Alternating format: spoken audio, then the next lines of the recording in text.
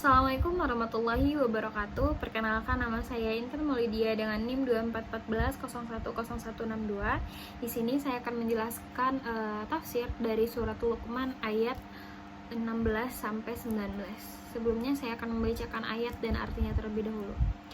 A'udzu billahi minasyaitonir rajim. Bismillahirrahmanirrahim.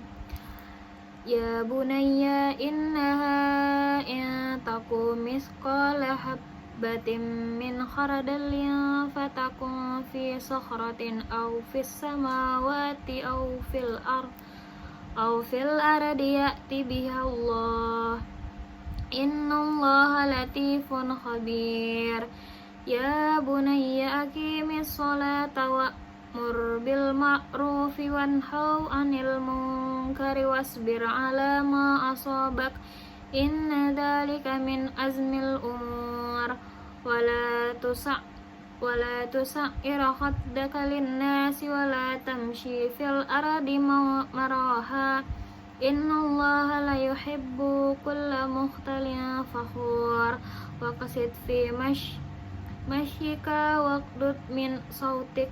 Inna anqaral aswati lasautul hamir.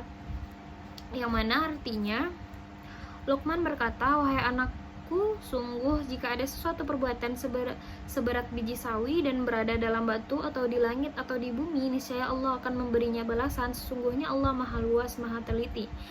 Wahai anakku, laksanakanlah sholat dan suruhlah manusia berbuat yang ma'ruf dan cegahlah mereka dari yang mungkar, dan bersabarlah terhadap apa yang menimpamu. Sungguhnya yang demikian itu termasuk perkara yang penting.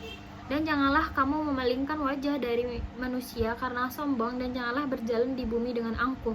Sungguh Allah tidak menyukai orang-orang yang sombong dan membanggakan diri. Dan sederhanakanlah dalam berjalan, dan lunakkanlah suaramu. Sungguh seburuk-buruk suara ialah suara keledai. Selanjutnya saya akan menjelaskan dari asbabun nuzulnya. Asbabun nuzul Luqman ayat 16 ini. Ayat ini itu merupakan bagian dari nasihat Luqman al-Hakim kepada anaknya tentang keyakinan bahwa Allah mengetahui segala sesuatu. Allah menampilkan kisah pendidikan keluarga ini sebagai teladan bagi umat manusia. Ayat ini menjelaskan bahwa sekecil apapun perbuatan manusia, walaupun tersembunyi di dalam batu, di langit, atau di bumi, tetap akan diketahui dan diperhitungkan oleh Allah. Ayat ini tidak turun karena peristiwa tertentu, melainkan sebagai pelajaran universal tentang pengawasan Allah terhadap seluruh amal manusia. Ayat selanjutnya itu ayat 17. Ayat ini turun sebagai lanjutan nasihat Luqman kepada anaknya agar menegakkan sholat, mengajak kepada kebaikan, mencegah kemungkaran, dan bersabar atas segala ujian. Allah menjadikan nasihat ini sebagai pedoman pendidikan iman, ibadah, dan tanggung jawab sosial bagi umat Islam. Ayat ini menunjukkan bahwa keimanan harus diwujudkan dalam amal nyata dan kepedulian terhadap masyarakat. Selanjutnya itu Al-Luqman ayat 18. Ayat ini diturunkan untuk mengingatkan manusia agar tidak bersikap sombong dalam kehidupan sosial. Pada masa itu terdapat kebiasaan sebagian orang yang memalingkan wajah ketika berbicara dengan orang lain dan berjalan dengan angkuh karena merasa lebih mulia. Melalui ayat ini Allah menegaskan larangan bersikap sombong dan membanggakan diri, karena sifat tersebut dibenci oleh Allah dan merusak hubungan antar manusia. Selanjutnya itu pada ayat 19. Ayat ini merupakan lanjutan pendidikan akhlak yang diajarkan Luqman kepada anaknya. Allah itu memerintahkan manusia agar berjalan dengan sederhana dan merendahkan suara ketika berbicara. Ayat ini turun sebagai pembinaan etika sosial agar manusia memiliki sikap santun, tidak berlebihan dalam bertindak, dan mampu menjaga adab dalam komunikasi dengan sesama. Selanjutnya itu tafsir tarbawi atau nilai pendidikan dari Quran Luqman ayat 16-19 ini. Ayat 16 itu mengandung pendidikan tauhid dan kesadaran moral atau muraqabah, yaitu keyakinan bahwa Allah selalu mengetahui dan mengawasi setiap perbuatan manusia.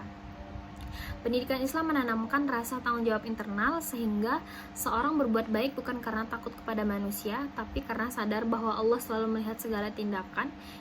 Nilai ini membentuk karakter jujur, amanah, dan bertanggung jawab. Selanjutnya itu dari ayat 17. Ayat ini itu mengandung pendidikan ibadah dan kepedulian sosial. Sholat membina hubungan manusia dengan Allah, sedangkan amar ma'ruf nahi mungkar mengajarkan tanggung jawab terhadap lingkungan masyarakat. Selain itu, kesabaran menjadi bekal utama dalam menjalankan tugas dan menghadapi berbagai tantangan kehidupan. Pendidikan Islam mengajarkan keseimbangan antara kesolehan pribadi dan kesolehan sosial. Dan selanjutnya itu ayat 18 mengandung pendidikan akhlak berupa larangan sombong dan pentingnya rendah hati. Islam mengajarkan bahwa kemuliaan seseorang itu tidak ditentukan oleh harta, jabatan, atau kedudukan sosial, melainkan oleh ketakwaan dan akhlaknya. Di dalam kehidupan sehari-hari, peserta didik diajarkan untuk menghargai orang lain, tidak meremehkan sesama, dan menjaga sikap dalam pergaulan. Dan selanjutnya itu ayat 19. Ayat ini itu mengandung pendidikan etika dan komunikasi yang santun, cara berjalan dan berbicara mencerminkan kepribadian seseorang. Pendidikan Islam membimbing manusia agar bersikap sederhana, tenang, dan tidak berlebihan dalam bertindak maupun berbicara. Sikap santun dalam komunikasi akan menciptakan hubungan sosial yang harmonis dan penuh penghormatan. Jadi kesimpulannya itu surat Luqman ayat 16-19 ini itu mengandung nilai-nilai pendidikan Islam yang sangat penting dalam pembentukan karakter seorang muslim. Ayat-ayat ini mengajarkan kesadaran bahwa Allah itu selalu mengawasi setiap perbuatan manusia, pentingnya menjaga ibadah dan kepedulian sosial, serta membiasakan sikap rendah hati dan santun dalam kehidupan sehari-hari.